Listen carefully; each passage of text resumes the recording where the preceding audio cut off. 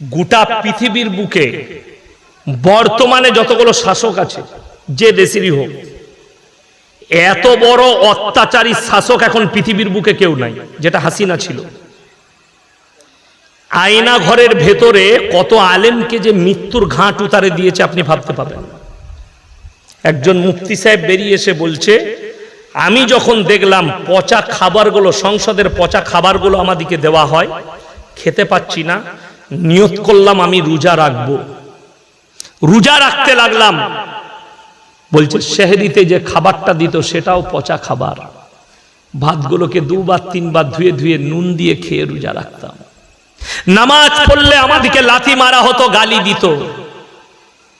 যে জায়গায় থাকতাম সেইখানেই পিসাব পায়খানা, শোবারও জায়গা ছিল না।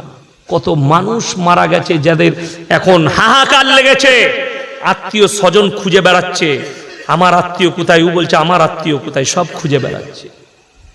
বহু মানুষ নিখোঁজ, সব আয়না ঘরে মারা গেছে, তাদের হাড় গোড় পড়ে আছে। এত অত্যাচার করেছে জালিম। আমির হামজা বলে একটা বক্তা আছে, তাকে জিজ্ঞেস করুন কি অত্যাচার করেছে। আপনার আল্লামা মামুনুল হককে জিজ্ঞেস করুন কি অত্যাচার করেছে। যারা সেই কারাগারে ছিল তাদের সঙ্গে কি ব্যবহার করেছে। ওই জন্য যে আলেমরা তাকে বলেছে ফিরাউন আর নমরুদের সঙ্গে তুলনা করেছে, এর মধ্যে কোনো ত্রুটি নাই, একদম দারুণ উদাহরণ দিয়েছে তারা। আমি তাদেরকে সাধুবাদ জানাবো। তবে যেখানেই থাক, আল্লাহ হিসেব কিয়ামতের দিনে লিবেই।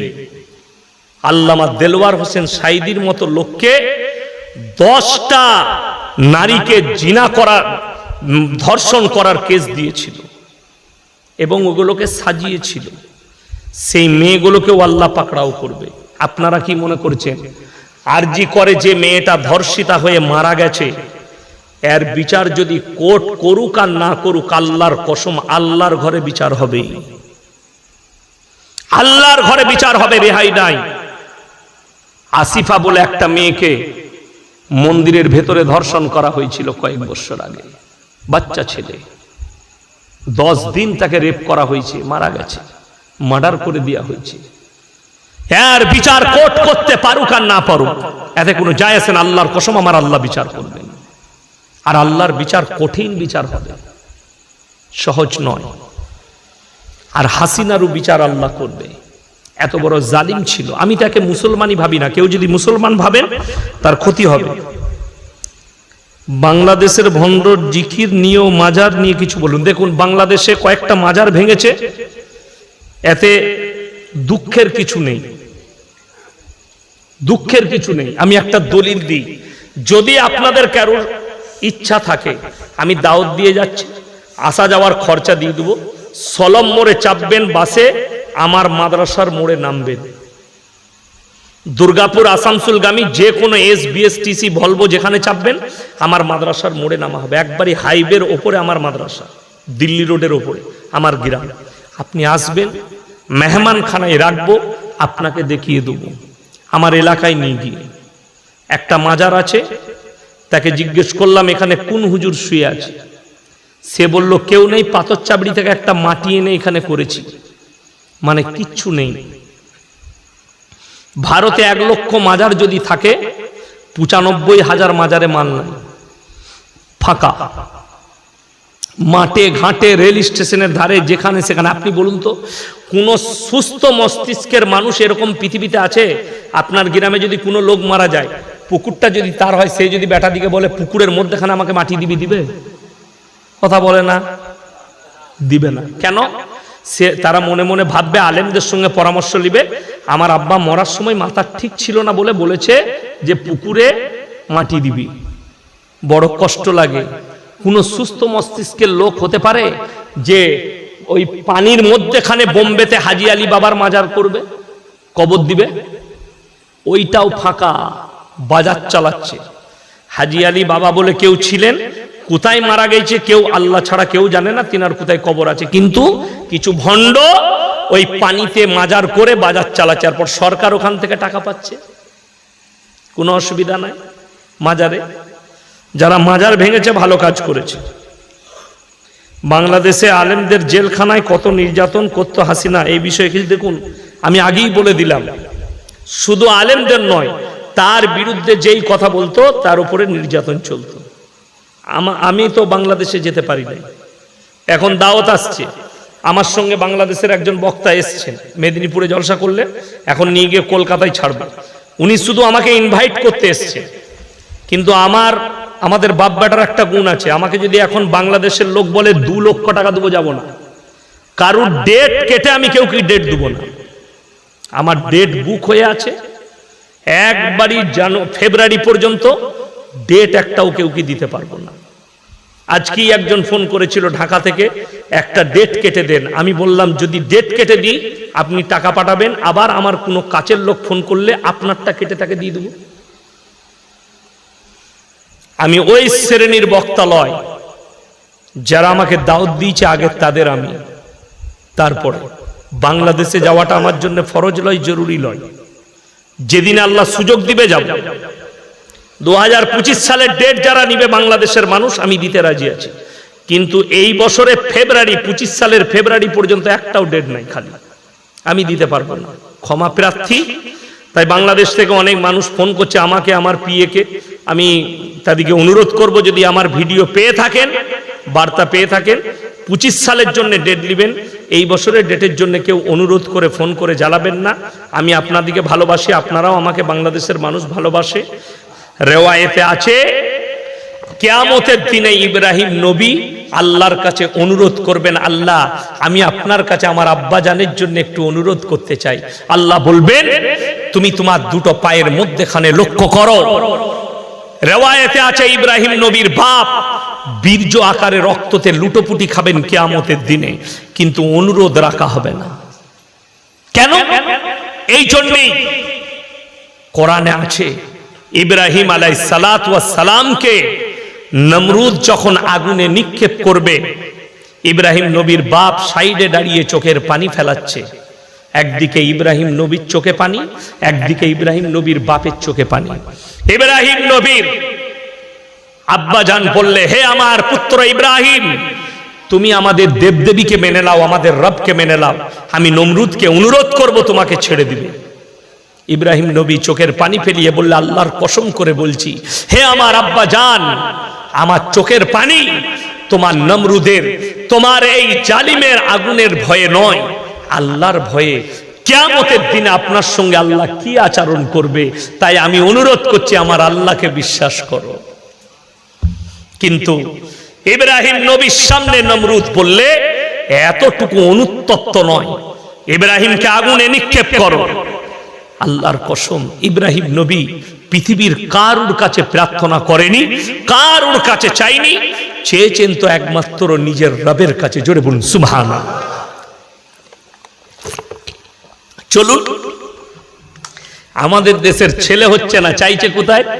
বললে অমুক মাজারে গেলে ছেলে হবে, লোক চলে যাচ্ছে। মাজারে শুলে কখনো ছেলে হয়?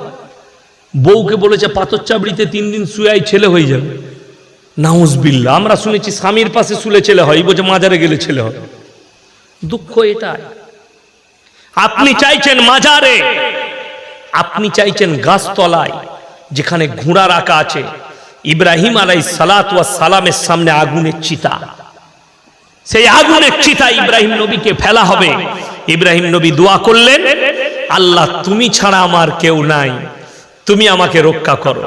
আমার আল্লাহ আগুনকে বললেন, কুলনা ইয়া নারু কুনি বারদাও ওয়া সালামান আলা ইব্রাহিম, হে আগুন তুমি ক্ষান্ত হয়ে যাও আমার ইব্রাহিমের জন্য, আর ফুলের বাগিচা হয়ে যাও। আল্লাহর কসম, আল্লাহর কুদরতে আগুন নিভিয়ে সেখানে ফুলের বাগিচায় ইব্রাহিম নবী বসে জিকির করেছেন, আল্লাহর শুকর আদায় করেছেন। জোরে বলুন সুবহানাল্লাহ। ওই জন্য বড় কষ্ট লাগে আপনাদিকে বলে যায়, যারা আপনাকে ভয় দেখাচ্ছে। আমি একটা বক্তব্য শুনলাম আসামের মুখ্যমন্ত্রী হিমন্ত বিশ্ব শর্মাজি, তিনি বলছেন, मैं चाहता हूं, मेरा मिशन है, इस्लाम खत्म हो जानी चाहिए, करुणा की तरह खत्म हो जाना चाहिए, मैं इस्लाम को खत्म कर दूंगा।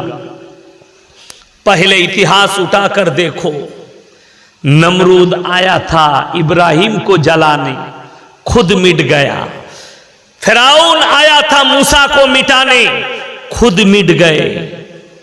तुम इस्लाम क्या मिटाओगे? তোমার মতো কত তাবর তাবর বাপের বেটা এলো, আল্লাহর কসম ইসলামকে মিটানো তো দূরের কথা, কোরআনের একটা জের জবরকে লড়াবার ক্ষমতা পৃথিবীর শক্তির নাই। যদি কোরআনকে জিজ্ঞেস করেন, আল্লাহর কসম আমার আল্লাহ কোরআনে ওয়াদা করেছেন, ফালান তাজিদা লিসুন্নাতিল্লাহি তাবদীলা। আপনি যদি কোরআনকে বিশ্বাস করেন, আল্লাহ কোরআনে বললেন গোটা পৃথিবীর শক্তি হে রাসূল একদিকে যদি দাঁড়িয়ে যায়, গোটা পরমাণু শক্তিধর দেশ যদি একদিকে দাঁড়িয়ে যায়, কিয়ামতের সকাল পর্যন্ত আমি আল্লাহ না চাইলে আমার কোরআনের একটা জের জবরকে পরিবর্তন করার ক্ষমতা পৃথিবীর কোনো শক্তির নাই। জোরে বলুন সুবহানাল্লাহ। শুধু তাই নয়, যারা কোরআনকে মিটাবার স্বপ্ন দেখছে, কোরআনকে মিটিয়ে দেব, হে মুসলমান আপনি ঈমানকে মজবুত করুন। আমি কি বললাম?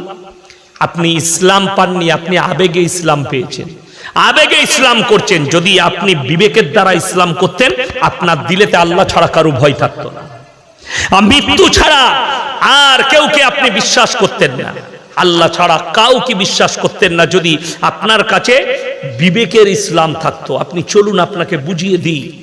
আমার ভাই, আল্লাহ রাব্বুল আলামিন নিজে ওয়াদা করেছেন, ইন্না নাহনু নাযালনা যিকরা ওয়া ইন্না লাহুল হাফিজুন। আমি এই আল্লাহ কোরআনকে অবতীর্ণ করেছি আর এর হেফাজতের দায়িত্ব আমি আল্লাহ নিজে নিয়েছি। আপনি ভাবছেন জুজদানে লেপটি আমি আলমারিতে কোরআনটাকে রেখেছি, আমি হেফাজত করছি। আপনি ভাবছেন মসজিদে কোরআন রেখেছি, আমি হেফাজত করে রেখেছি আলমারিতে। না, ওই জুজদানের ভেতরে কোরআন হেফাজতে নেই, ওই লেখার মধ্যে হেফাজতে নেই। কেন? আল্লাহ রাসূল সাল্লাল্লাহু আলাইহি সাল্লামের হাদিস যে কিয়ামতের পূর্বে আল্লাহ তাআলা কোরআনের আয়াতগুলো তুলে নেবেন, এই কাগজগুলো সব সাদা হয়ে যাবে। জোরে বলুন সুবহানাল্লাহ। আল্লাহ ইচ্ছা করবেন তখন, কিয়ামতের পূর্বে। তার আগে শুনেলেন, এই দেশে 200 বছর রাজত্ব করেছে ইংরেজের বাচ্চারা। গুজরাটের গোমতী নদীর তীরে 10 লাখ কোরআনকে জ্বালিয়েছিল তারা আগুন দিয়ে। কিন্তু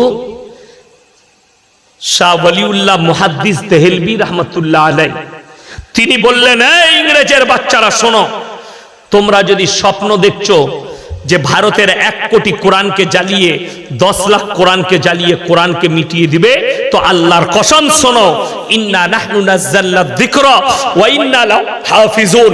এই কোরআনের অবতীর্ণকারী আল্লাহর হেফাজতকারীও হচ্ছেন আল্লাহ। নেতাদিকে বললেন, তারা বললে কোরআন জ্বলে গেলে কি করে হেফাজত হবে? শুনেলেন কত সুন্দর দলিল দিয়েছেন। একটা মাদ্রাসার তালবিল ইলম, একটা হাফিজে কোরআন, সেই 10 বছরের বাচ্চার সিনেতে 30 পারা কোরআনকে আল্লাহ গেঁথে দিয়েছে। একটা হাফিজে কোরআন যদি জিন্দা থাকে, পৃথিবীতে 100 কোটি কোরআন ছেপে চলে আসবে। জোরে একবার বলুন নারায়ে তাকবীর, নারায়ে তাকবীর। ইসলামকে মিটানোর ভয় আপনাকে যে দেখাচ্ছে, সে ভুয়ো দেখাচ্ছে, ভুয়ো। আপনি জানেন ফাঁকা কলসি বাজে বেশি? ফাঁকা কলসি বাজে না, বাজে না? যারা ভয় দেখাচ্ছে এগুলো ফাঁকা কলসি, ভর্তি কলসি একটাও নেই।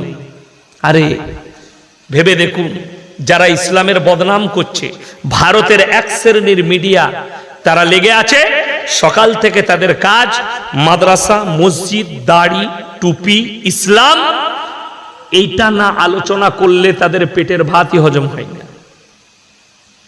আপনাদিকে দলিল দিয়ে যায়, যারা বলছে ইসলাম খারাপ ধর্ম, শান্তির ধর্ম নয়, তাদেরকে বলি ইসলাম এত খারাপ, ইসলাম এত খারাপ যে মাইকেল জ্যাকসনের মতো পৃথিবী বিখ্যাত ড্যান্সার ইসলাম কবুল করতে বাধ্য হয়ে গেল। জোরে বলুন সুবহানাল্লাহ।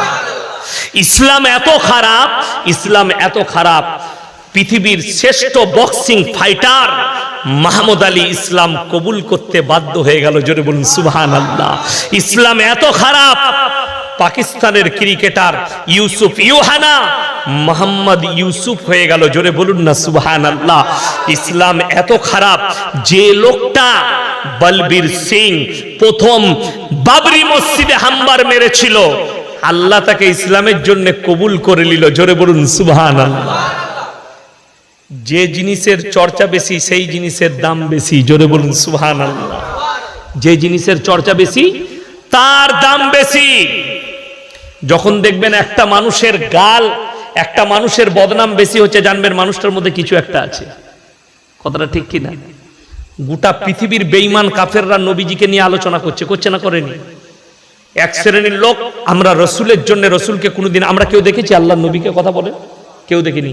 কিন্তু আল্লাহর রসুলের জন্য আমাদের জান হাজির না হাজির নয়? সকলে জোরে বলুন ইনশাআল্লাহ হাজির।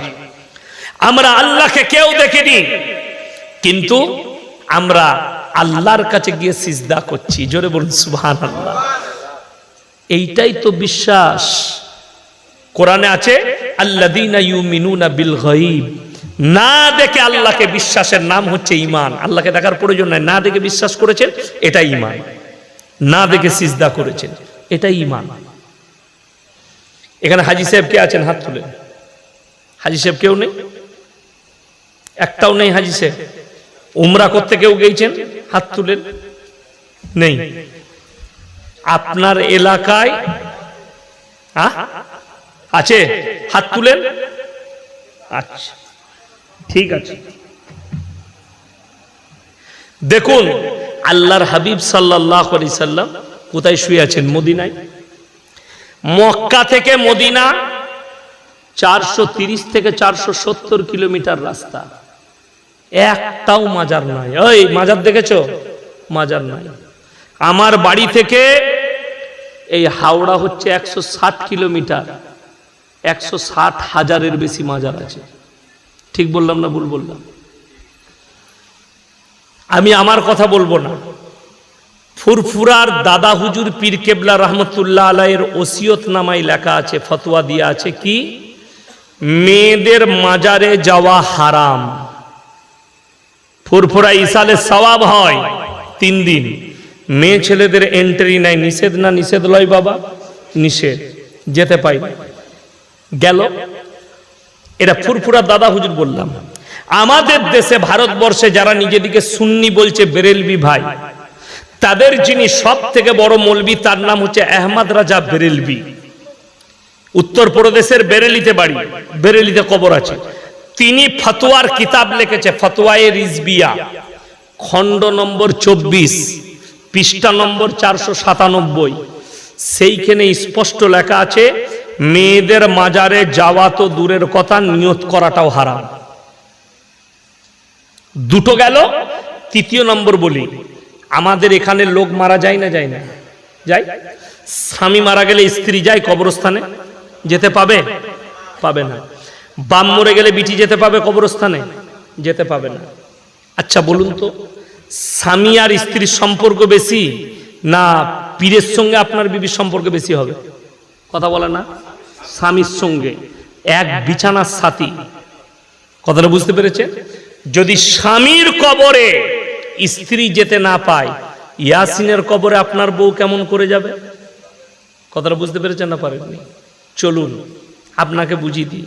অনেক মূর্খ আপনাকে দলিল দিবে যে হাজি বিবিরা নবীজির কবর জিয়ারত করে। হজের মাসলার সঙ্গে পৃথিবীর কোনো মাসলার মিল খাবে না। যদি কোনো মৌলবি খাওয়ায় সে হচ্ছে গন্ড মূর্খ। মাথায় রাখবেন। মেয়েদের চুল কাটা জায়েজ আছে? কথা বলে না? হারাম। হজের ময়দানে 4 আঙ্গুল চুল কাটা ওয়াজিব। কথাটা বুঝাতে পারলাম?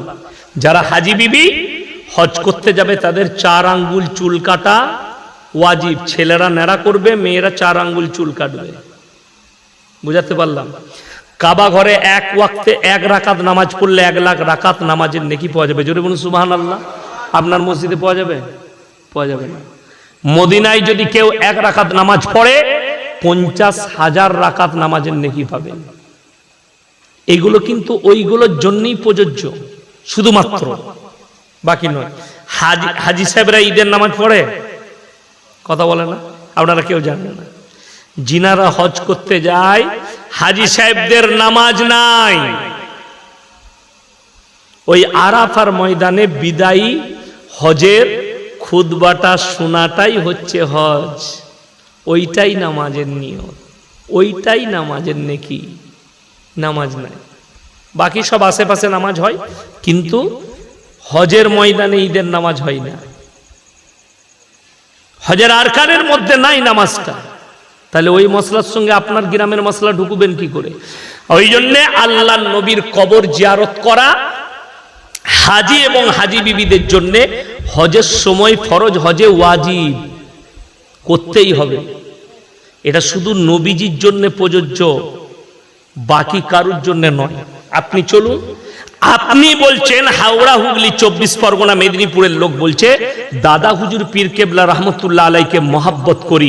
যদি তুমি মহাব্বত করো তাহলে বাস ভাড়া করে তোমার বউকে নিয়ে খাজা মঈনুদ্দিন চিশতি রহমতুল্লাহ আলাইয়ের মাজারে কি করে বউকে ঢুকাচ্ছ? তাহলে তোমার থেকে বড় দাদা হুজুরের দুশ্মন আর কেউ হতে পারে? এটা চ্যালেঞ্জ দিলাম। তা না হলে প্রমাণ দাও। খাজা মঈনুদ্দিন চিশতি রহমতুল্লাহ আলাই তিনার একটা কিতাবের দলিল দাও, হাওয়ালা দাও, যে তিনি লিখে গেছেন আমি মরে যাওয়ার পরে বৌদিকে নিয়ে এসে তোরা এসে আমার কবরে সিজদা করবি, আমার কবরে চাদর চড়াবি। চ্যালেঞ্জ ছুড়ে বললাম, কবরে চাদর চড়ানো যদি জায়েজ হতো, আল্লাহর রসুলের কবরটা আসমান পর্যন্ত ঠেকে যেত, ঠিক কিনা? আল্লাহর নবীর কবরে যদি সিজদা জায়েজ হতো, সব থেকে প্রথমে রসুলের কবরে হতো। রসুলের কবরে সিজদা নেই, পৃথিবীর আর কোন মৌলবি মোল্লা পীর ফকিরের কবরের জন্য সিজদা চলবে না। আল্লাহর হাবিবের কবরে ভালো মন্দ চাইতে পাবে না, আল্লাহ ছাড়া কারোর কাছে ভালো মন্দ চাওয়া যাবে না। পৃথিবীর আর কোন মৌলবি মোল্লা পীর ফকিরের কবরে তুমি ভালো মন্দ চাইতে পারবে না। বড় কষ্ট লাগে। আপনাকে দেখিয়ে দেব, এই মুন্সিরহাট পেরিয়ে তারকেশ্বরের কাছে আমাদের বর্ধমান লাগাও এক জায়গায় জলসা করতে গেছি। গাছ এরকম প্যান্ডেল আছে, প্যান্ডেলের পাশেই গাছ, গাছের গোড়ায় গাদা ঘোড়া রাখা আছে, মাটির ঘোড়া, আগরবাতি, মোমবাতি, আর গাছেতে ট্যানা ল্যাপটানো আছে। আমি স্টেজে গেলাম, বললাম বাবা তোমাদের হুগলি ডিস্ট্রিক্টের মানুষ খুব ভালো গো এখানকার। বলে কেন হুজুর? আমরা তোমাদের হিন্দু মুসলিমের মধ্যে খুব মহাব্বত, এই যে ওরা ওইখানে পুজো করার তোমরা এখানে জলসা করছো। বলে হুজুর ওটা আমাদেরই। আমরা তোরা কি করিসবে? বলে এখানে বুড়ো পীর সাহেব আছে। হাসেন না, 1 মিনিট খালি বুঝাচ্ছি। কোন অমুসলিম ভাই মাটির মূর্তি তৈরি করে সেখানে সিজদা করলে আমরা তাদেরকে মুশরিক বলি, কিংবা ওটা শিরকের কাজ। মুশরিক মানে শিরক। আল্লাহর কাছে যতগুলো পাপ আছে সব থেকে নিকৃষ্ট পাপ হচ্ছে শিরকের পাপ। আল্লাহ ব্যতীত অপরকে ভালো মন্দের মালিক মনে করা। খুব ভালো করে বুঝবেন, একটা অমুসলিম ভাইকে আপনি মুশরিক বলে দিচ্ছেন মাটির মূর্তির সামনে পুজো করার জন্য, আর তুমি গাছতলায় মাটির ঘোড়া রেখে সিজদা করছো। তুমি কি করে মুমিন হতে পারো? কথাটা বুঝে এসছে না? আসেনি? তুমি কি করে মুমিন হতে পারো? বিসমিল্লাহ। তৃতীয় নম্বর, ইসলাম সত্যর উপরে টিকে আছে না মিথ্যার উপরে? ইমানদারির সঙ্গে বলবেন। সত্যর উপরে টিকে আছে ইসলাম, মিথ্যার উপরে নয়। একটা মানুষের কটা কবর হতে পারে? একটা কবর হতে পারে, মানলাম। হযরতে হোসেন রাদিয়াল্লাহু তাআলা আনহু কোথায় শহীদ হয়েছেন? কারবালাটা কোথায়? কথা বলেন না? ইরাকে। কিন্তু মঞ্জিল মাটি হচ্ছে জালালসিতে, মঞ্জিল মাটি হচ্ছে বাগনানে, মঞ্জিল মাটি হচ্ছে আপনার আমতায়, মঞ্জিল মাটি হচ্ছে বর্ধমানে, মঞ্জিল মাটি হচ্ছে মেদিনীপুরে, মঞ্জিল মাটি হচ্ছে বহরমপুরে, মঞ্জিল মাটি হচ্ছে বোম্বে, মঞ্জিল। এতগুলো কবর একটা লোকে?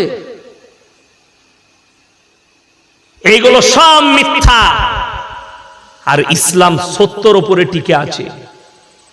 মিথ্যা করে কবর বানিয়ে মঞ্জিল মাটি করা হারাম। ফাতিহা করা চলবে না, জায়েজ নাই। ফাতিহা করা, মঞ্জিল মাটি করা, তারপরে আপনার কি বানায় ওটা, তাজিয়া বানানো হারাম, সম্পূর্ণ হারাম। তাজিয়া মানে জানেন? তার ভেতরে হযরতে হোসেনের কবর করে, ওটাকে বলে হোসেনের কবর।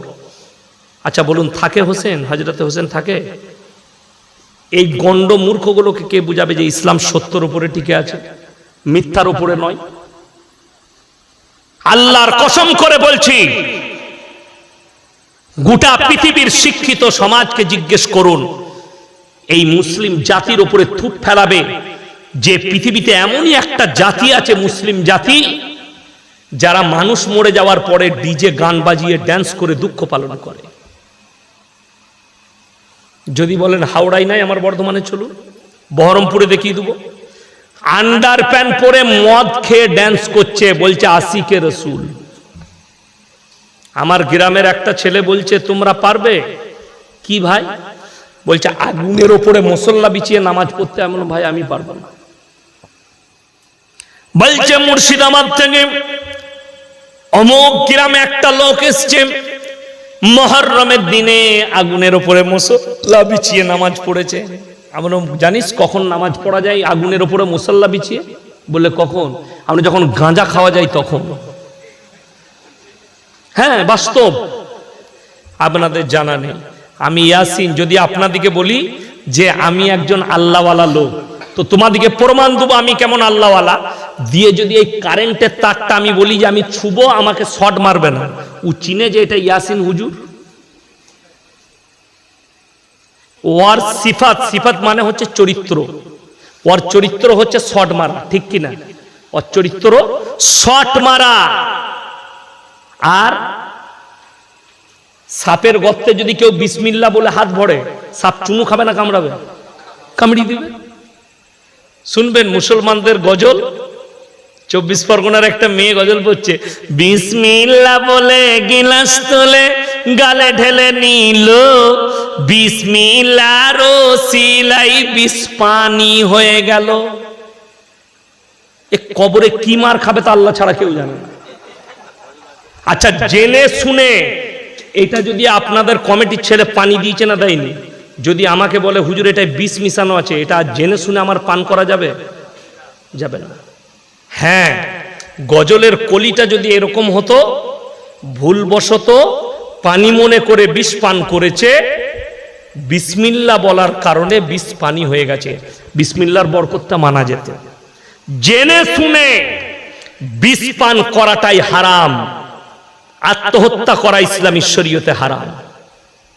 আপনাদিকে বুঝিয়ে দিই, যদি বলে বিসমিল্লাহর ওসিলায়, আর আমি যদি বিসমিল্লাহ বলে হাত ভরি সাপের গর্তয়, যে গজলটা পড়েছে তাকে নিয়ে আসুন, আমি একটা কেলে সাপের গর্তয় হাত ভরা করাবো, তাকে বিসমিল্লাহ বলে দেখি তোর কত বরকত। দেখবেন পটল তুলে দিয়েছে, কেন? সাপ তো চিনে না। আরে মূর্খ, শোনো, ওই জন্য ইলম কালাম হাসিল করতে হয়। সব থেকে বড় জিনিস দুর্নীতি চলে 24 পরগনা হাওড়ায়। বড় বড় মেয়েদিকে নিয়ে এসে স্টেজে গজল গাওয়া করায় হারাম, শরীয়ত সম্মত। যারা গজল শুনবে তারা তাকিয়ে দেখলে তাদের মনে জিনা জাগলে ওই মেয়েটাও পাপী হবে, এবং যারা গজল শুনছে তারাও পাপী।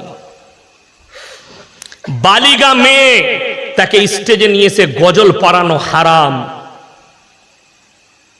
এবং ওই সমস্ত প্রোগ্রামগুলো হারাম প্রোগ্রাম। যারা করবে তারা সব পাপী, জিনা করার সমান পাপ হবে। আপনার জানা নেই হযরতে আবু বকর সিদ্দিক রাদিয়াল্লাহু তাআলা আনহু, সিদ্দিক মানে হচ্ছে সত্যবাদী, জোরে বলুন সুবহানাল্লাহ। এই সিদ্দিক নামটা আল্লাহ নবী দিয়েছিলেন আবু বকরকে। তুমি শুধু আবু বকর নও, তুমি আবু বকর সিদ্দিক মানে সত্যবাদী। হযরতে আবু বকর রাদিয়াল্লাহু তাআলা আনহু যখন হিজরত করে চলে যাচ্ছেন, গুহার মধ্যে ডান রানে নবীজি মাথাটা রেখে ঘুমাচ্ছেন, আর হযরতে আবু বকর নিজের রুমালটা ছিঁড়ে ছিঁড়ে গুহার ছিদ্রগুলো বন্ধ করছেন। এমন অবস্থায় একটা বিষধর সাপ হযরতে আবু বকরকে ছোবল মেরেছে। যে সাপ হযরতে আবু বকরকে চিনতে পারেনি, সেই সাপ ইয়াসিনকে চিনবে? বড় কষ্ট লাগে। যারা মুহররমের নামে বুক চিরে পিঠ চিরে, তারা শুনেলেন কিয়ামতের দিনে এই অঙ্গ চিরার কারণে আল্লাহর কসম আল্লাহর কাছে হিসেব দিতে পারবে না। অঙ্গকে বিকৃত করার কারণে আল্লাহর কাছে হিসেব দিতে পারবে না, হারাম। আল্লাহর কাছে হিসেব লাগবে আপনাকে। আপনি প্রাণের কষ্ট দিতে পারেন না। অনেক যুবকরা শুনেলেন বউয়ের সাথে ঝগড়া হলে ভাত খাই না, ঠিক কি না? কথা বলে না, আমি আর ভাত খাবো না, দিয়ে সারাদিন খেলো না, সারা রাত খেলো না। তোমার নফসের যদি কষ্ট হয়, সেই কষ্টর পাপের ফল আল্লাহর কাছে তোমাকে হিসেব দিতে হবে। ওই জন্য রাগারাগি হয়েছে, খেয়ে নাও, ভাত খেয়ে নাও, অসুবিধা নাই। রাগ কার হয় না, ঠুকাঠুকি কার হয় না? রাগ করে প্রাণের কষ্ট দিয়েন না, কার উপরে রাগ করে পেটকে, নিজের নফসকে কষ্ট দিবেন না। আমাদের ছেলেরা সব থেকে বেশি কষ্ট দেয় ওই যে কি বললেন, বাপের ভালোবাসা বুঝতে পারে নাই, মায়ের ভালোবাসা বুঝতে পারে নাই।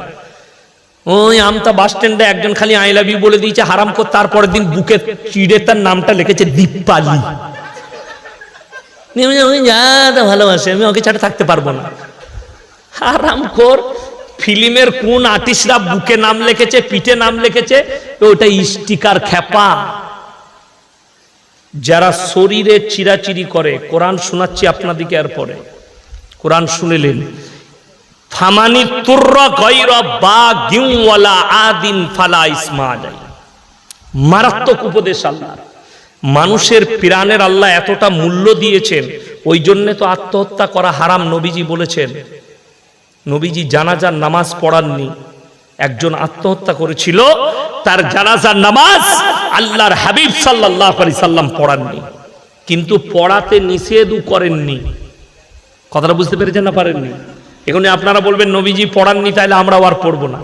না, নবীজি নামাজ পড়াননি, কিন্তু কেউ কি নিষেধ করেননি। তার মানে শুনেলেন, আত্মহত্যার কোয়ালিটি আছে। কি আছে? কোয়ালিটি। কেউ যদি কেউ কি আত্মহত্যা করার জন্য বাধ্য করে, আর সে যদি ডিপ্রেশনে এসে আত্মহত্যা করে, তো সেই পাপগুলো সব ওদের উপরে যাবে। কেউ যদি কেউকে আত্মহত্যা করতে বাধ্য করে, তার বিবিকে হোক, ভাইকে হোক, ফ্যামিলিকে হোক, তারা পাপী হবে। কোনো মেয়ে কোনো ছেলেকে প্রবঞ্চনায় ফেলে, প্রেমের ফাঁদে ফেলে, তাকে যদি ধোঁকা দেয় এবং ডিপ্রেশনে এসে আত্মহত্যা করে, এই মেয়েটা কিয়ামতের দিনে মেয়েটাকে হিসেব দিতে হবে তার প্রাণের। মাথায় রাখবেন, কোনো ছেলে যদি কোনো মেয়েকে প্রেমের ফাঁদে ফেলে, তার সঙ্গে জিনা করে, তাকে বিবাহ না করে যদি ছেড়ে দেয়, সেই মেয়ে যদি আত্মহত্যা করে মারা যায় না সহ্য করতে পেরে, এই পাপটা সমস্ত এই পুরুষটাকে, এই যুবকটাকে বহন করতে হবে কিয়ামতের দিনে। আমাদের দেশের লোক জানি না আল্লাহ প্রাণের কতটা মূল্য দিয়েছে। কি মূল্য? ওই জন্য শুনেলেন, ধর্ষণ করে কেউ যদি কেউ কি মারে, তার সাজা একমাত্র দিয়েছে ইসলামে মুন্ডুচ্ছেদ। ধরটাকে আলাদা করে দাও। আমাকে যদি 24 ঘন্টার জন্য দেশের প্রধানমন্ত্রী করে, যতগুলো দেশের ধর্ষক আছে জেলের কুঠরিতে, তাদের নো বিচার, রাস্তায় নিয়ে এসে মুন্ডুচ্ছেদ। 24 ঘন্টার জন্য যদি আমাকে দেশের পিএম করেন, আমি চ্যালেঞ্জ ছুড়ে বললাম, 24 ঘন্টার ভেতরে যত চোর আছে হাতগুলো চুটিয়ে কেটে দেয়া করাবো, এবং যত ধর্ষণকারী আছে কোনো মামলা নয়, বিচার নয়, নিয়ে এসো, রাস্তায় মুন্ডুচ্ছেদ করে দাও। বস করিয়ে আম জনতার সামনে, যেন সবাই চোখে দেখতে পাই, যেন লাইভ হবে আর মুন্ডুচ্ছেদ হচ্ছে, তবে ওই পাপটা যাবে।